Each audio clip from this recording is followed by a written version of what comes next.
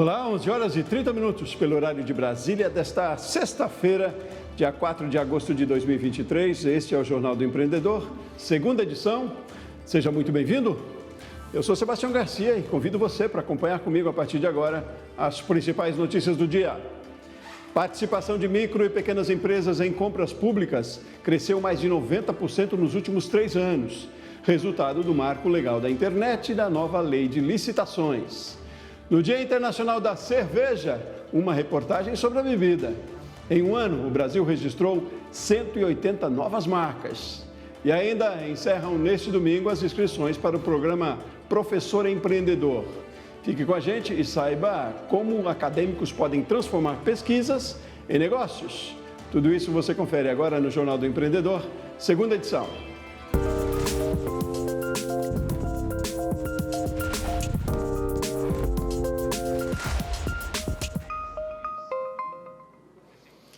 Ser fornecedor de serviços e produtos para o governo é um bom negócio. A participação de micro e pequenas empresas nas compras públicas cresceu 93% nos últimos 3 anos.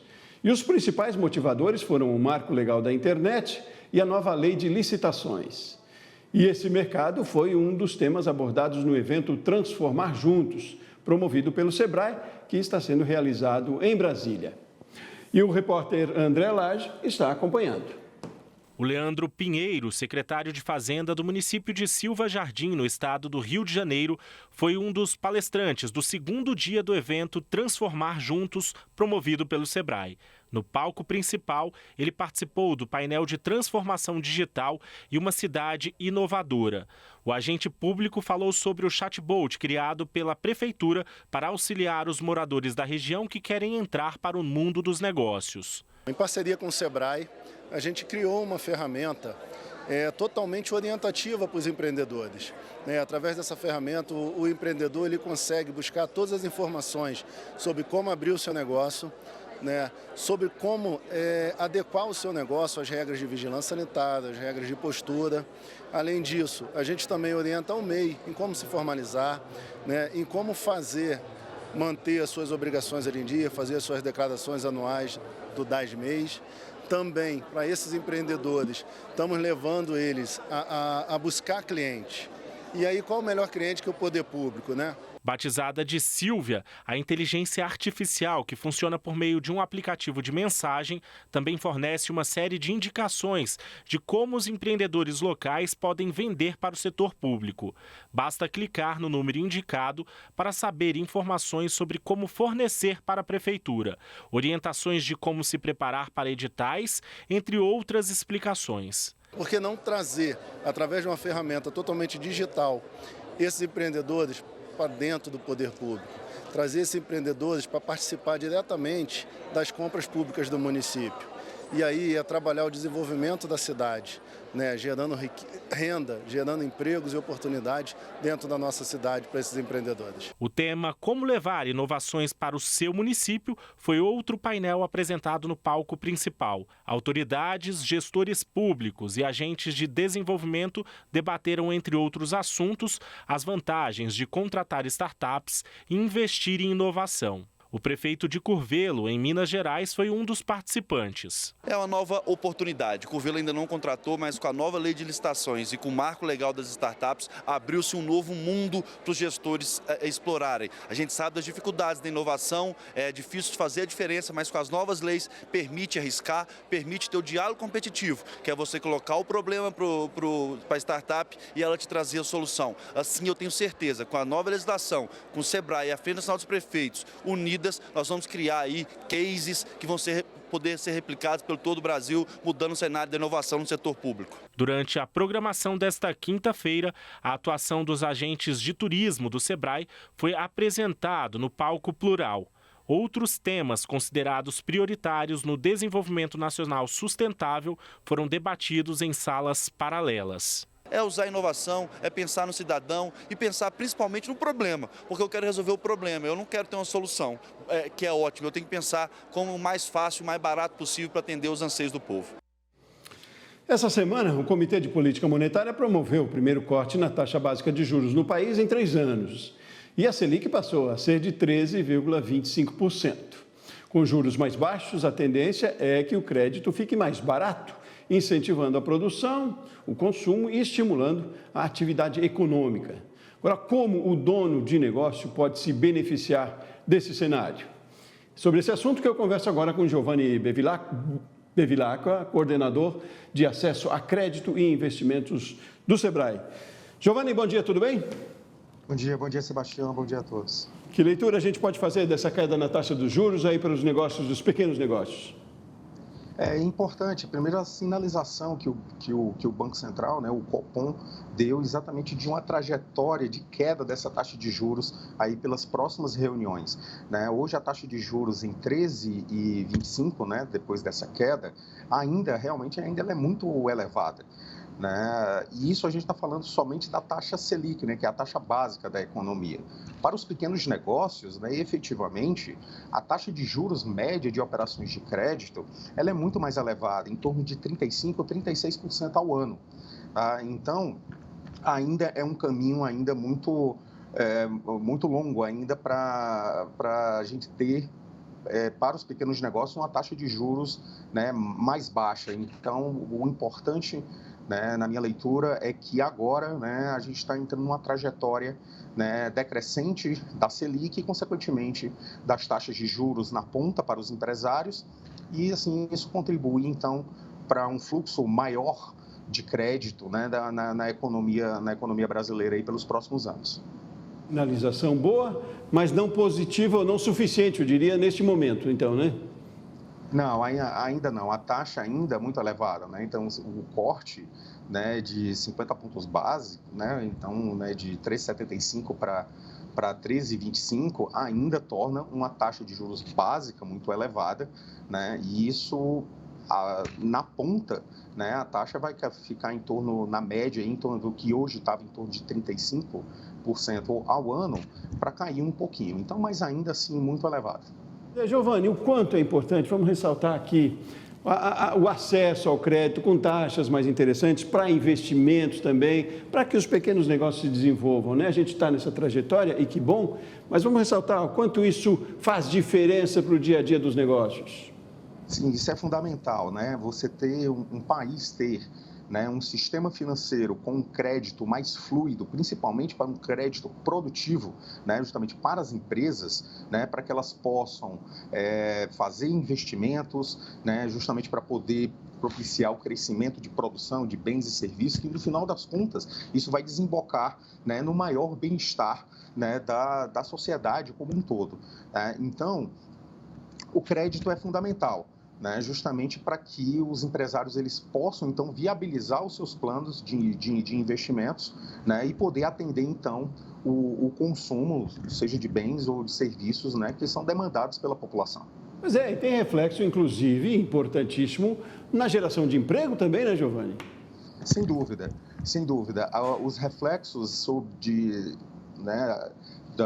do mercado financeiro, no caso de taxas de juros, isso leva maior crédito às empresas, o aumento da sua produção, isso também um aumento no nível de emprego, consequentemente do nível de renda e, no final das contas, um aumento, né, do bem-estar social e econômico, né, da sociedade. Então, essa sinalização agora de taxas de juros decrescentes aí ao longo dos anos é extremamente importante, né? Isso vem junto aí com outras medidas que estão sendo implementadas pelo governo, justamente de poder ter um ambiente de negócios, né, muito mais propício para o desenvolvimento econômico e social, que as implicações disso, né, são muito grandes, né, principalmente na redução das desigualdades que temos no país e assim sucessivamente. Giovanni, vamos fazer um levantamento do Sebrae sobre o cenário. Queria que você me falasse um pouquinho disso agora, o cenário de dívidas e do quanto representa também aí para os negócios os empréstimos que os empreendedores, micro e pequenos empreendedores brasileiros têm hoje. Tem um dado que indicam que 63% dos pequenos negócios tinham dúvidas ou empréstimos no último mês de abril. É isso mesmo? Qual é o cenário que a gente tem? Isso é um dos resultados da nossa última pesquisa Pulso dos Pequenos Negócios, né, que identificou, né, esse percentual. E isso aí a gente tem que levar em consideração, né, que já é uma consequência, né, de de uma economia desde 2020, que é uma economia brasileira, né, que sofreu uns impactos muito profundos, né, da pandemia de coronavírus, os pequenos negócios especificamente, né? Então, as empresas sobreviveram, né, por crédito, né, e dívidas. Né? E isso, então, agora você tem essa quantidade muito elevada, né, de empresários com um nível de endividamento elevado, né? E isso claramente é um impeditivo, né, para que as empresas retomem um nível de atividade econômica mais robusto, né? Então, daí ser uma boa notícia, né, a redução da taxa de juros e também, como eu mencionei anteriormente, né, um conjunto de outros programas que o governo federal implementou, como, por exemplo, sobre renegociações de dívidas em relação ao Desenrola, o programa Desenrola, também um programa extremamente importante para isso, que vai permitir, então, né, que as pessoas físicas, né, e também, posteriormente, as próprias empresas possam, né, fazer renegociações dessas suas dívidas, né, possam organizar a sua gestão financeira e poder fazer, assim, um melhor planejamento das suas atividades e uma retomada mais robusta, né, da atividade econômica. Nesse momento, então, Giovana, você diria que é um momento de cautela, para quem talvez não está nessa estatística aqui ainda, e se a gente tem uma expectativa boa, para micro e pequenos empreendedores, é bom esperar um pouco? Qual é a sua orientação? Em relação ao crédito, eu acredito que a cautela é sempre a primeira medida, né? Quer dizer, a gente no Brasil, mesmo agora, né, a gente vendo uma redução da taxa de juros, eu mencionei, as taxas de juros ainda são muito elevadas, né? O crédito para os pequenos negócios, né, de uma forma geral, sejam eles microempreendedores individuais, microempresas ou empresas de pequeno porte, ele é muito restrito ainda no Brasil. Você tem uma ideia, somente cerca de 20% de todo o crédito que é concedido para pessoas jurídicas no Brasil vai para os pequenos negócios, né? E com taxas de juros também ainda muito elevadas, né? Como eu mencionei, em torno de 35%. Então, a decisão de pegar crédito ou não tem que ser muito bem planejada por parte dos empreendedores, né? E dos empresários, de uma forma geral, que isso seja feita, né, de forma, se necessário, de forma muito bem orientada e assistida, porque no final das contas, né, é um compromisso que você está assumindo, né, junto a instituições financeiras, que você vai pagar ao longo do tempo, né? Então, que esse crédito, né, ele seja muito bem planejado, né, e colocado dentro de um plano de negócios, né, e principalmente, e melhor ainda, se for para investimentos, né, para um aumento de produção de bens e serviços. Tá certo, então, muito cautela... bem. A cautela é sempre necessária em relação a isso. Muito bom, muito bom. Giovanni Bevilacqua, coordenador de acesso a crédito e investimentos do Sebrae, muito obrigado mais uma vez pela sua participação aqui com a gente. Muito obrigado, bom dia a todos. Seguimos, vamos fazer um intervalo rapidinho. No próximo bloco, com a ajuda do Sebrae, investindo em cursos, psicóloga passa de dona de consultório a dona de centro clínico em apenas 9 anos. Nós voltamos já já.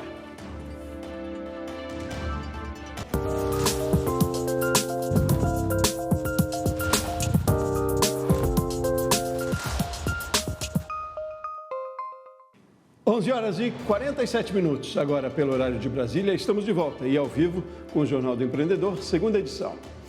E nós começamos esse bloco fazendo uma viagem. Vamos até Rio Branco, no Acre, conhecer a trajetória de uma psicóloga que, ao se formar, queria montar apenas um consultório, mas em menos de uma década tem uma clínica com 22 salas.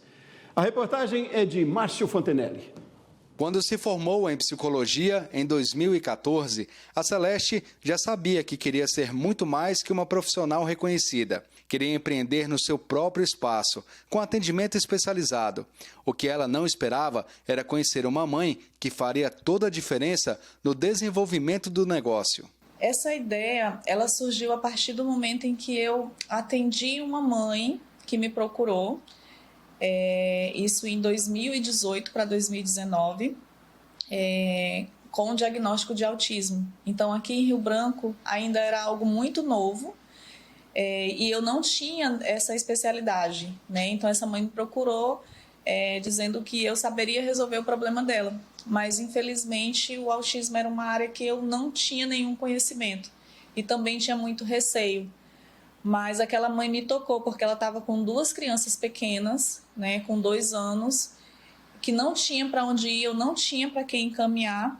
Então eu cheguei em casa muito tocada com aquilo e comecei a estudar e a pesquisar sobre o assunto. E então eu comecei a me apaixonar por esse tema, comecei a buscar mais informações, viajei para buscar cursos fora. E com isso, mais pacientes foram aparecendo e me procurando, a partir do momento em que souberam que eu tinha essa capacitação para atender crianças com TEA. E foi durante um curso em Florianópolis que ela entendeu que o mercado para atendimento infantil era grande e que um consultório poderia se transformar em um espaço dedicado ao tema. Quando eu montei o meu consultório, eu realmente montei pensando em trabalhar sozinha e atender meus pacientes de maneira bem solitária, né?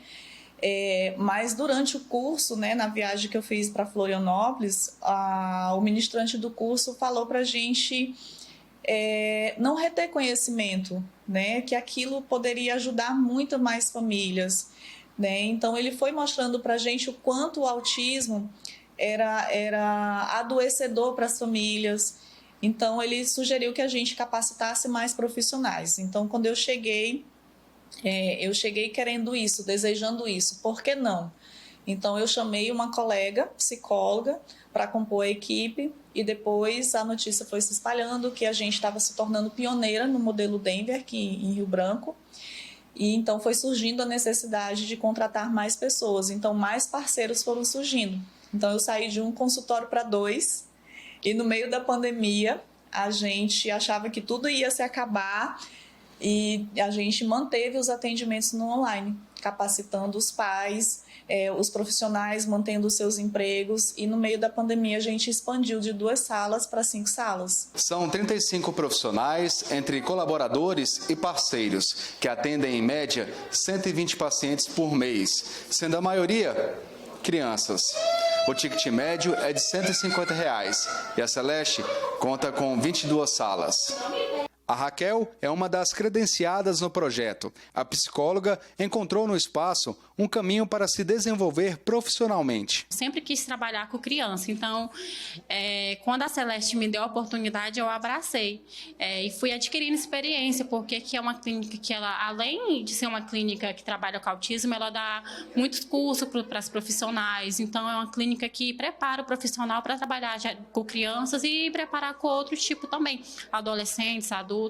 Então é uma clínica que acolhe todas as idades. E você notou que nas imagens que fizemos da Raquel, ela estava acompanhada dessa fofura, né? É a Laurinha, de 4 anos. Ela tem autismo e é uma das pacientes do espaço. A Laurinha tem sido um exemplo de sucesso no tratamento. Olha só o orgulho da mãe. O resultado foi incrível, né?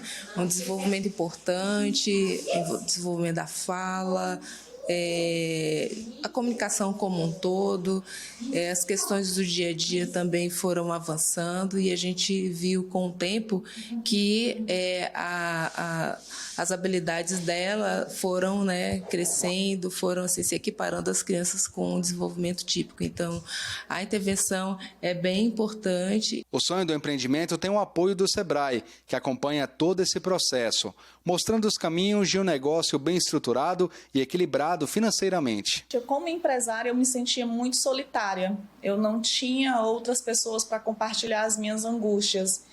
Então, para mim, o Sebrae foi um local de apoio onde eu pude me conectar com outros empresários para a gente compartilhar as nossas dores e poder, juntos, pensar em estratégias para solucionar os problemas administrativos, né? E até hoje o Sebrae para mim é como um ponto de apoio. Então, todas as vezes que surge um problema novo na clínica, eu procuro o Sebrae e o Sebrae está sempre disposto a me ajudar a encontrar soluções. A Celeste chegou para a gente na prospecção, né, de atendimento e com isso começou a desenvolver as ferramentas utilizadas. E ela se apropriou da metodologia, isso que é muito bacana. A partir do momento em que eles começam a se apropriar de ferramentas simples e ágeis, eles conseguem ver que é muito mais fácil gerir a empresa deles de forma mais simples, olhando o mercado externo e isso aplicando dentro da empresa deles sem maiores custos. Bem, olha só que boa coincidência, ou estratégia, eu diria. Hoje, sexta-feira, dia 4 de agosto, é Dia Internacional da Cerveja. Quem gosta da bebida pode festejar. O setor cervejeiro está em alta no Brasil. Segundo o levantamento do Ministério da Agricultura e Pecuária, em 2022, foram registradas 180 novas cervejarias. E elas buscam diferenciais para atrair os clientes e garantir o lucro. As cervejas artesanais se destacam cada vez mais no mercado. Em Brasília, uma marca própria foi desenvolvida e leva o nome do bioma do Planalto Central, Cerrado Beer. São 7 diferentes tipos que vão das mais leves, com teor alcoólico mais baixo, até as IPAs, com mais álcool e mais encorpada. O rótulo representa bem a fauna e a flora da região. Tem lobo-guará, tamanduá-bandeira, a caliandra, que é uma flor típica do Cerrado, entre outras. O processo de produção é feito em uma indústria terceirizada que ajuda a reduzir os custos da empresa. Não temos ainda condições, de ter uma indústria, mas isso é um projeto futuro, Depende da demanda da venda. Aí é coisa que vai acontecendo aos poucos, Cerrado Beer está crescendo, graças a Deus. E o projeto futuro é montar a nossa indústria pequena, Começar e ver como é que vai sair isso, porque a demanda de ter uma indústria grande é uma despesa, um custo operacional muito alto, O carro-chefe da empresa é a Lobo-Guará. A cerveja é uma Double IPA, que tem uma concentração de 9% de álcool e um sabor mais amargo. E ela representa 40% das vendas do empreendimento. A tamanduá-bandeira também está entre as preferidas dos amantes da cerveja. Ela ficou em 3º lugar na premiação de melhor receita no Festival de Blumenau, em 2018. E para não deixar dúvidas da qualidade e sabor inigualáveis, o selo do prêmio está estampado no rótulo. É uma Brau Ale, que é uma puro malte, onde o seu malte é mais tostado, tendo um aspecto mais caramelo, mais amarronzado, onde tem notas de caramelo e café. Ela tem um IBU de 33 com teor alcoólico de 58. Então, acho que essa combinação ficou bem equilibrada, agradando os jurados. E a ideia é não parar por aí. Outros tipos de cerveja estão sendo desenvolvidos pela empresa e em breve serão lançadas no mercado. Estamos lançando em breve mais 2 estilos de cerveja, de chopp, na verdade, que vai ser o Canarinho, onde vai ter um Pilsen e um puro malte. O setor cervejeiro está em alta no Brasil. Dados divulgados pelo Ministério da Agricultura e Pecuária mostram que o ramo cresceu 11,6% em 2022. Durante o período, foram abertas 180 novas cervejarias. Ao todo, o país registra 1.729 negócios do tipo. São Paulo ocupa o 1º lugar no ranking, registrando 387 empreendimentos. Em seguida, vem o Rio Grande do Sul, com 310 empresas. E ocupando o 3º lugar está Minas Gerais, com 222 estabelecimentos. E uma última notícia: terminam neste domingo as inscrições para o programa Professor Empreendedor. Trata-se de um curso de extensão totalmente online e gratuito, que vai ensinar os professores a transformar pesquisas em oportunidades de negócios. Para concorrer a uma vaga, é necessário apresentar um projeto acadêmico em andamento com a participação de estudantes. Estudos revelam que muitas pesquisas relevantes para o mercado acabam ficando restritas aos laboratórios escolares. O curso pretende ensinar como registrar uma patente e transferir uma tecnologia para o meio empresarial com retorno financeiro. Poderão participar docentes de escolas técnicas e faculdades públicas ou particulares de São Paulo. Serão selecionados 20 projetos com base em critérios como inovação e viabilidade de mercado. As inscrições podem ser feitas pelo site inova.cps.sp.gov.br. Ficamos por aqui, uma ótima tarde para você, ótimo fim de semana, ótimos negócios também e até mais.